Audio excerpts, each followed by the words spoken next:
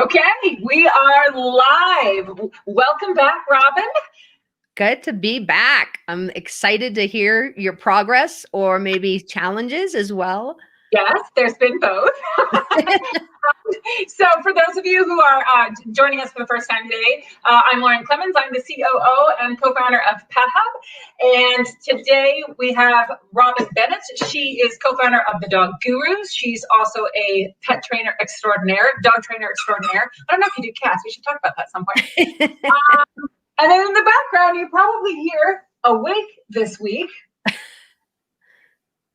Miss Hedy Pamar. Oh my gosh. Much more active this week. I do see that. Yeah. This week, we didn't do any training beforehand. We didn't feed her beforehand. She's been fed today, but she hasn't had her mid-afternoon snack. And so she's wide awake. So we'll see what happens. I mean, they always say that whenever you're doing live theater or movies or whatever, don't bring on kids or pets. So here we go. Right? And especially puppies. Where should we start? Well, what has been going on? I know last time we talked a little bit about the challenges with socializing a puppy during a pandemic. But I know, because I stalk you on Facebook, that I did see you do a little call out for kids to come over and socially distance, but safely be able to socialize. So how is that going? And have you had much success or any challenges with that? Yes, and yes to both. We've had success, we've had challenges. So I did put the call out on Facebook, and we had 5 play dates with Hedy and children. All right, she's black, so we'll just look at my face. We did. I had people come over of all age ranges. We had everything from 3-year-olds to groups of children to teenagers, and then I had a couple adults who were like, "I'll go and act like a child if you want me to." So we had them come over. After going back and forth with folks, I decided that my backyard was probably the safest, because though there are parks and things like that, she still hasn't had all of her vaccinations and stuff. And so for safety's sake, I thought it was best to do that. So folks came over to my backyard. We were able to socially distance. It was rather chilly 3 of the days that we did it. So we were all bundled up, which is when those masks really help. As far as successes, we had a lot. I had all of my food. I had little bowls of kibble prepared, and I had prepped the parents this is kind of what we're going to do. And so when the kids came in, we kind of had Hedy off to the side, was able to kind of prep them this is what we're wanting to do with her. We practiced 4 on the floor so that nobody would pet her or pay attention to her unless she had 4 paws on the floor. That was pretty successful. We practiced sit, which was a challenge for her when the ground was really cold. She didn't really want to sit her little butt on the freezing ground. So that was somewhat challenging, but we had moderate success there. And then we practiced just having fun, throwing her things, or one of the kids started running and Hedy was chasing, and then we just practiced some things like that. And it was interesting. I know this, but she reflected the personality of the child beautifully. When we had one little guy who was just wired, he was like, "Oh my God, puppy!" And she was like, "Oh my God, child!" And it was really this cacophony of energy and sound throughout the backyard. And then we had one young man who I think he's 12 or something, super duper chill. And she's like, "Oh, hey dude, what's up?" That's awesome though. That's a really good sign that she sort of adapts to the environment well. And it sounds like she wasn't afraid of any of the people that she met. So she was willingly going up to them, which is also a really good sign. So the one thing that I would recommend for the future play dates that she had is this is a really good exercise if you have puppies and children especially, and you can do this as your child gets bigger too, is to play what we call freeze tag, which every child knows what freeze tag is. You run around, someone yells freeze.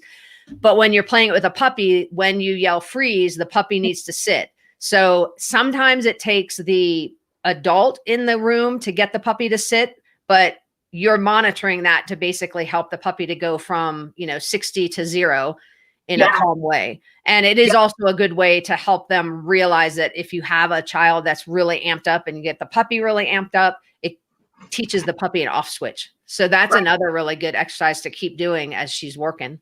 Look at her spin. That's awesome. Oh, yeah, we've been doing spin a lot. We've got a couple of we can also get her to go through my legs. We have yet to get her to go to do a down when on the hard floor, but we've been able to get it on the other. I think one of the other things that was super helpful, and it really kind of clicked on that, and it started to work like through in our house, was I had told the children, I was like, when she starts to jump up on you, ignore her. So this is like what's happening like right now. So she's jumping up on me. You can see the little ears coming to the bottom of the screen, and I'm ignoring her. And then as soon as she actually like stops, I'm giving her treats. So that which is perfect. I'll pay attention to you when you stop jumping up on me. And so one little girl got so upset though, when like she had to turn away. She's like, I want to. I'm here to see the puppy, and it was just like, but it was really kind of interesting. Like Hedy like picked up on it really quickly. Like, oh, I'm getting attention when I calm down, put my butt on the ground. So, and the great thing is because Hedy is fairly social, like she wants to interact with people. That makes that ignoring her really, really powerful, because she'll be like, I don't like that. So that's the really big advantage of that. So if you can teach people that, she'll learn really quickly. The calmer I am, and the more I have my forepaws on the floor, the more I get attention. So I guess here's the big challenge that we did encounter, and we encounter with our toddler, which is kind of like the next stuff that I like about. She reflects the behavior that's going on really well, which is sometimes extremely problematic with a toddler or a young one. So, with my son Sagan, sometimes he will run away from her, and he's not wanting to play chase. He's just wanting her to leave him alone. Right. But he's like, oh, it's on, let's play chase, And then there's times that he giggles, he's like super duper hyper, which of course ramps her up, and then he's like, okay, I'm done. She doesn't get that signal of, okay, I'm done. She's like, oh, I thought we were playing, because he'll do this thing where he'll hide his face, and then he'll turn and he'll giggle, and he'll like pet her, and then he'll hide his face again. And she's thinking, she's like playing this game, but then he'll be like, oh, I don't want to play this game anymore. And she doesn't know how to turn off. So other than removing her from the situation, which is what we've been doing, I would love it if there are other things that I can do maybe to train her, to help her get those cues better. A lot of it is redirecting her at the right time. And so I'll give you one tip, but it's going to be harder for Sagan to do more of what you can do. But when it actually comes to Sagan being like, okay, I'm done, and her not getting that, it really becomes someone else, which is going to be you or Tom, recalling her and doing her name game to call her away and basically redirect her to say, okay, now we're doing this over here. Yeah. One of the things that I actually taught my dog, and I did this because you have people that come over and the dog wants attention. And I actually taught my dog that when I was like, good boy, you're done, and actually patted him on the head, then all attention after that stopped. So they actually learn that final like pat is really a signal to that they're like, okay, we're not playing anymore. Because really nobody does that to dogs. Nobody actually pets them that way. Yeah. Dog people don't. Occasionally other people do, but that's okay because that becomes a signal. So that's a little bit harder for Sagan to do right now. So for now, I think it's more of you guys just recalling him away, her away, and using her name game to give her that clue. And you might actually attach some word to it that means like, that's enough, go do something else before you call her to you. So she starts to learn that, okay, that's the end of that game with Sagan, and I'm going to play some game over here. If that makes sense. Yeah, and I think that's good, because there's a couple of times I started to use the word settle, because I do try to use the word settle, especially at night when I'm like, okay, now mommy and daddy just need to chill out. Not this anymore. So let's just settle and everybody be chill for a little while. I feel like settle maybe isn't the right word, because a lot of times we want to direct her to another activity, and we're not asking her to go lay down in her place. Right. We'll consider what words those would be. What would you suggest too? Like, what situations can I set up where he's able to be actively involved with her in a more structured way? I mean, we have somewhere around here, I have a couple of different toys that we found are very successful. This is one of the classic JW things from PetMate, which she loves. He does really well with playing tug with this.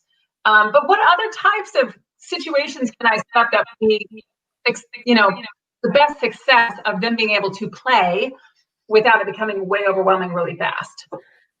Honestly, the two biggest things that I recommend for toddlers and puppies, one is playing some version of tug. And usually I'll use like a really long toy. And especially if the puppy is not good at sticking to their end, you have some puppies, if the child's hand and the puppy's mouth are too close, they can accidentally bite them, bite, but you don't want that. So usually I'll do a longer toy where the child can hold pretty far away from the puppy's mouth. And so that is one option. The other option is teaching the puppy and the child to actually play ball together. So rolling a ball. Right. If she'll get interested in, most terriers will chase things that roll. And so getting them to play that, if you can even get her to bring it back, that's even better. But even just the idea of him pushing the ball, of course, you have to convince him not to go after it too. So that could be a problem. But him pushing a ball and then her chasing it, and pushing it around with her nose and ultimately, ideally bringing it back to him. But it may be that he just goes up and pushes it again for her. But another really good game to play. And then I do like to teach that as soon as they're able to, even with hand signals, because Hedy knows how to sit now. So getting him involved in holding the food before she gets fed. And so she has to sit before he puts it on the ground, or any of those types of things are things that he can start doing as he gets older. Well, so here's the challenges with those things. We've tried some of those things. So and it's not that we're not going to keep trying them. So with the ball, he loves throwing the ball at her, but now he likes to throw everything at her. Oh, go fetch that. And it's like not something to throw. Yeah. So we're working on that. What I've done so far is I have a lot of different balls around, a lot of the Holy Roller JW balls, right? A couple of West balls, the West Paw softer balls and things like that. So I'll run around and be like, oh, throw this to her, just after he's like chucked like a piece of Tupperware at her. Or something like that. Anything on the floor is fair game from his point of view. He has his things in the kitchen, for example, that he gets to play with, like a bunch of Tupperware and things like that are his things. And he's encouraging her to chew on them too, which has been like a little bit of a challenge. Exactly. But the other part is like with food. We've tried with the food part. And again, he's like, oh, great. All food gets thrown at the top. All food gets given to the bottom. So Hedy's very quickly learned that underneath his chair at the table. I was going to say underneath the chair or the high chair is typically the best place for dogs, which isn't a bad thing. But it's a little bit of that is both of their ages aren't 100% matching up. But the more he can start to figure out that the food, I mean, even if he's feeding her his food, which we don't obviously want, but hey, if she's sitting, it's better than nothing. He shares his milk. He has a milk, sippy thing. And it was the cutest thing the other day. We tried to get a video of it, but we missed it. But he was going over to her and basically doing the hand signal for sit. Because he's very good at signing. He's not verbal, but he's very good at signing. The hand signal for sit and it was adorable. And like, let's watch that. Yeah, exactly. Yeah, and some of that will come as he gets older, obviously, and can start making a little bit better distinction. But I think all of that's great that he's at least building that relationship with her, which is what you want, and it's all positive, which is also what you want. So right. I think we're going to move to something that's a little bit more interesting if we're food related. I have these Outward Hound puzzle toys, which she makes very short work of, which is great. I've got all the stage 1 ones. She's already mastered them all. I get stage 2 ones in here. She's a pretty smart cookie. Another big challenge we've had is riding in the car.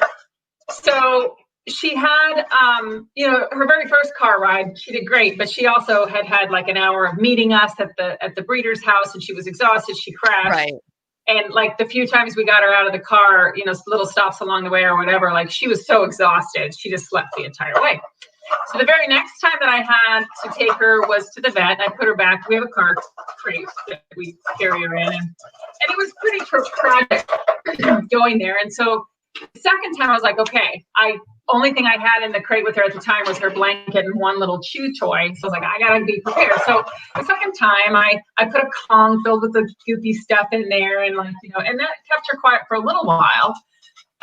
She certainly didn't finish what was in the Kong, but it literally sounds like that somebody's in my backseat murdering my puppy. I mean, it's like I weeping, washing, and weeping, wailing, gnashing of puppy teeth. It sounds tragic. And so at home, is she good in her crate when she's at home? Is she quiet? Perfect. And it's the same crate. We use the same crate here in her pen, and she goes in there her own to sleep.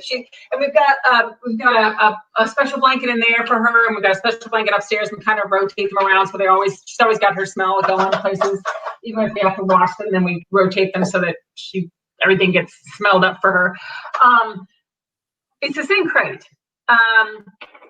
And she has to be in the back seat because of how the crate size, so that I can sit in.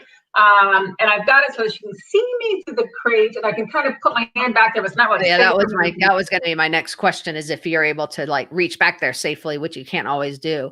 Yeah, I mean, I can put my fingers in there. She definitely comes up and sniffs them, but it's still like, oh God, it breaks my heart too, because I'm like, I don't want to be. I'm used to having dogs that loved going places. And I'm just like literally like got in the car the other day. I was like, okay, we're just going to go a short ride, have a really great experience, and then a short ride back home. Oh my gosh. She was still crying and howling in the back. Yeah. So the first thing I would look at, because the fact that you're using the same crate is perfect. I would have said to do that. The fact that you're using puzzle toys or some stuffed toy to distract her and get her to chew on is totally great.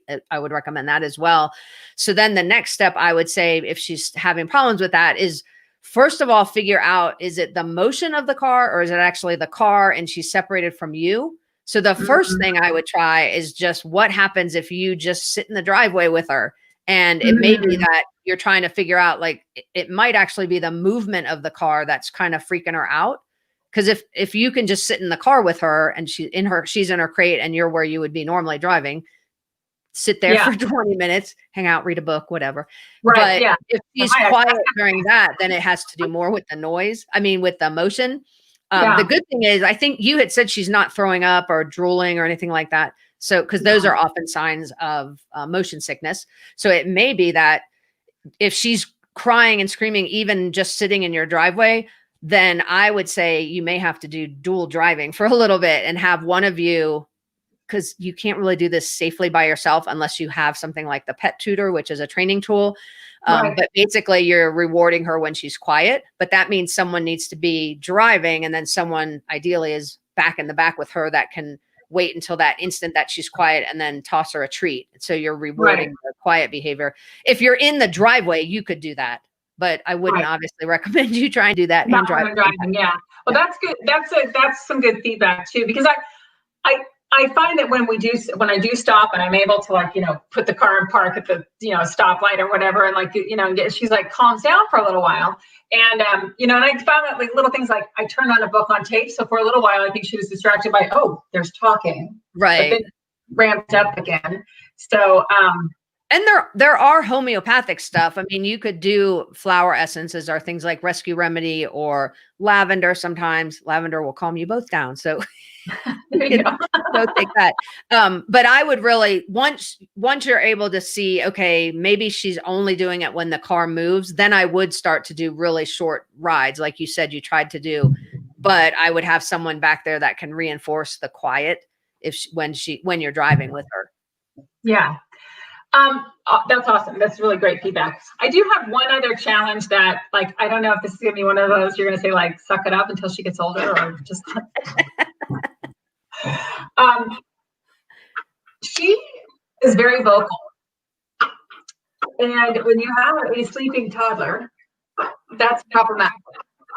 And so I know that when both of our other dogs that we've had got older, we literally taught them to speak, and a trick. Yeah. At this age, I mean, other than like right now, it feels like punishment, but it's still ramped up with either the cat, or she'll see herself in one of the mini mirrors that we have in the house or whatever. All I can do is sometimes remove her from the situation, but sometimes, like, I have to be where I am, and she's amped up because of something that's going on. Like she's looking outside and seeing the squirrels or bunnies or whatever. And then I have to put her in a crate, and I feel like I'm punishing her. But dang it, I need my child to stay asleep. Yeah. So there are a lot of trainers that will teach the dog to speak and then teach the quiet cue, because it's the opposite of speak. And I have no problem with that for older dogs. I tend to not want to do that when a puppy's really young, because generally speaking, whatever you teach the puppy first becomes one of their strongest behaviors. So my personal preference is I never, ever teach a puppy to speak as one of its first behaviors, because I don't really want that like consistently. So I would do more of what you're doing. The biggest thing though, is really trying to identify what is causing the barking and try to eliminate that. And if you can, so that means if there's a time where you're like, okay, I know that seeing out the windows, which is very common for dogs to bark at things that they see out the window. If Sagan's sleeping, then that might be a time where you're like, okay, she needs to be in a room that doesn't have windows during this particular time frame. So it's more of management for right now.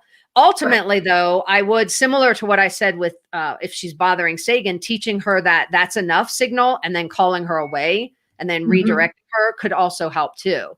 So instead of just putting her in her crate, getting her to come back to you and then redirecting her to something else in another area or another room, not necessarily the crate, just giving her something else to do that keeps her from going back to barking could help too. So it's a little bit of management and a little bit of redirection at this age. That's helpful. I think one of the biggest actors in this scenario is the cat, who I swear, one of our cats will do everything she can to avoid Hedy. And I can't really say it like she's 16 and a half years old, and Hedy is a spaz. But Tormund, our 3-year-old ginger tabby, they are good friends now, and they wrestle. And they're bruisers with each other. And I literally swear, we put Sagan down for a nap, and then Tormund's like, awesome. And he'll go by like slap her in the back of the head and be like, it's on, you're gonna get in trouble. There's probably some truth to that, to be perfectly honest. But so that's, part of that may be teaching her some kind of a leave Tormund now kind of cue, so she moves away from him. And then you have to worry about if Tormund's going to keep following Hedy to, instigate something. So there is probably, it's kind of like the squirrels that would come up to the window to torment dogs that are inside, which I know. Oh, and they absolutely do. They absolutely do. So, that's awesome. So what else should I be working on? She just turned 12. What else should I be like? The other biggest thing that I had written down was handling exercises. So when she does have to go into the vet's office or get groomed or whatever, really making sure she's good with that. I know we talked a little bit about it last time, but that's that and the socialization are probably the two biggest things that I would keep working on for right now. Because that socialization window, you basically have about 4 more weeks with that. And then handling is just figuring out, does she have any issues? If you try to check her ears or check her mouth or brush her teeth or do something with her paws or whatever. So that would be the other thing. Yeah. Right now, it's funny it's funny that you mentioned the handling. She lets us do all kinds of stuff with her paws. She's like fine with that. Although right now she's like chewing her arm off, but she's chewing her arm and not yours. So that's good. She lets us do anything we want with her paws. We were fighting the other day with, her nether regions and being like, oh, like let's check you out down there. And she was fine. The one place that we're still she let me feel around in her mouth. But when I was literally trying to see, because she was drooling a lot. And I thought, oh, well, this is probably some major teething. But I also wanted to make sure that there's nothing caught back there. You know? And it was not a pleasant thing for her. She didn't bite me, but she was really fighting it a lot. She wasn't calm at the time, which is probably a big part of it. And I finally determined, okay, she's not choking on anything. She's just drooling like crazy. Yeah. And that I would just keep doing like small things that are positive, and her teeth are going to be sore now. So handling her mouth is not going to be the most fun thing for her right now anyway, because she does have, she will have her teeth coming in and losing her baby teeth and all that. So, but I would keep trying to do things, even if it's just putting dog friendly toothpaste on a toothbrush and letting her lick it off. So she gets used to having something in her mouth. And I would take her, depending on how you do their nails, whether it's a nail clippers or a Dremel. If it's nail clippers, I would get used to starting to touch her paws with the clippers in your hand, and probably even touching, not actually clipping her nails, but just touching the clippers to her nails, and progress to even just making the sound. If you use a Dremel, then I would get used to having you handle her while the Dremel's on, not near her feet, but just so she hears the sound. And if that doesn't phase her at all, then you could have it closer to her. But getting her used to all of those things. And then I do recommend practicing just what happens if she goes to the vet's office. They're going to put her on a table. They're going to, look at all her ears. So kind of go through that mock vet appointment and see where that might be a challenge when you take her to the vet's office. Found the invasive thermometer up the back. Yeah, there's that too. You don't have to practice that part. No, but that's always the part where I always feel like the dog would be like, whoa, we did not talk about this at home. Exactly. That's his fault. You're at the vet's office. I don't do that stuff. Yeah. I hear something else that actually I was like, oh yeah, I was wondering about this earlier. We have had a couple of times where she's gotten spooked by something. So we go on really short walks in the neighborhood and just practicing a little bit of leash care. I'm not taking her too far because again, she hasn't had all of her shots yet and everything. Right. But and there's been a couple of things that have really spooked her. And one of the things I remember, a trainer that we worked with years ago with Uller said, you pet it, you get it. So, and I'm like, oh gosh, wait, am I supposed to comfort her right now? Am I supposed to, what do I do when that out of the ordinary thing happens? And we're in the process of trying to socialize her to all these things. And she's clearly scared. So the thing that I would recommend when you see that she's gotten afraid of something is try to basically try to be like, oh, it's fine. Let's go. We're going to keep going, and kind of be happy and just positive. I would also see, will she take treats in that moment too? I use treats a lot to see if the dog is so shut down that they can't possibly take treats, then really at that moment, you just need to help them get over it, like cope with it. You can't really train them in that moment because they're stressed out. They're too stressed out. So that's a gauge of, whether she'll eat or not is a good gauge of that. In terms of petting dogs when they're afraid, and there is a common myth out there that you shouldn't pet a dog when they're afraid because you are reinforcing that fear. But the reality is if the dog is truly fearful, you can't reinforce fear. Like, it's not possible. So if she's just a little bit nervous, and that's why I usually start with, okay, Hedy, come on, let's go. Everything's good. If she bounces back pretty quickly, that's the perfect scenario, because then she's just coped with it on her own and she's moved on and she's back to normal. Right. If she's completely devastated, you can't get her to move, she's frozen. At that point, I would help her because you're not reinforcing. She's so afraid at that point. She's not in a learning mode. And in order to reinforce something, they have to be in that learning state. And so she's beyond that. So at that point, I would say, pick her up, make sure she knows it's okay, take her to a new environment or whatever, and then start over. But most puppies will bounce back pretty quickly. Yeah. So you don't want to, if she's just a little bit afraid, you don't want to say like, oh, I'm scared too, kind of thing. That's why I like just acting normal and going, come on, let's walk around and let's see what's going on. And then I would use that, like, mentally say, okay, that's something she's afraid of. We need to expose her to that. So one of the things when my puppy was younger, he was afraid of snowmen, ironically. So I didn't know that, of course, the winter, and we'd walk and, he'd never seen snowmen. He'd be like, whoa, what the heck is that? And he would back up and stuff. And so we spent some time just being around snowmen, and I would just toss treats towards the snowman, and eventually he got over it.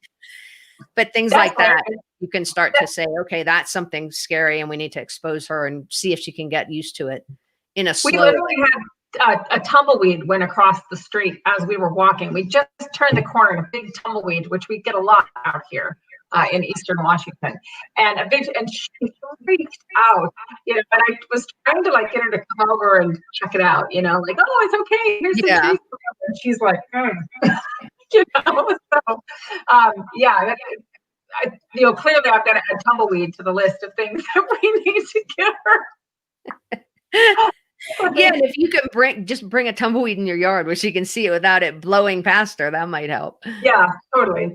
Which is ironic too, because you said she likes like balls and stuff that move in front of her. So that was just clearly different looking. Yeah, I mean, this thing was like, it was about the size of a German Shepherd, Well, yeah, that's just huge and novel as well. So yeah. Although I was really proud of her. I mean, we walked by a number of fenced yards that had dogs, and she looked at it and be like, okay, and just like kept going, So yeah, that's great. I was actually really, really pleased with that. All right. Well, I think that we're kind of at time. I wanted to thank you so much. You're welcome.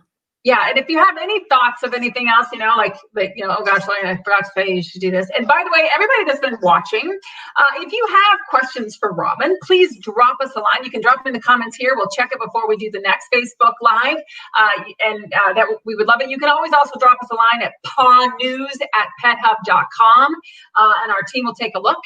And you can always reach out to Robin directly. Robin, do you want to give everybody how to reach you? Yeah, so my website is thedoggurus.com, and my email is Robin, ROBIN, at thedoggurus.com. So I'm happy to answer any questions that you have.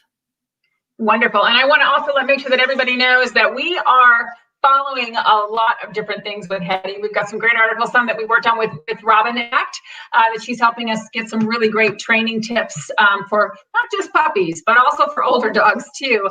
And you can find all of that content at pethub.com/tips and tales, or you can just go to our Facebook page and you can find the links to those articles there. So Robin, thank you again. Have a possum weekend. And we'll see you guys all here in 2 weeks. We'll do another one of these. All right. Thanks, everyone. Bye, everyone. Bye. Hang on. I can't see to stop the broadcast.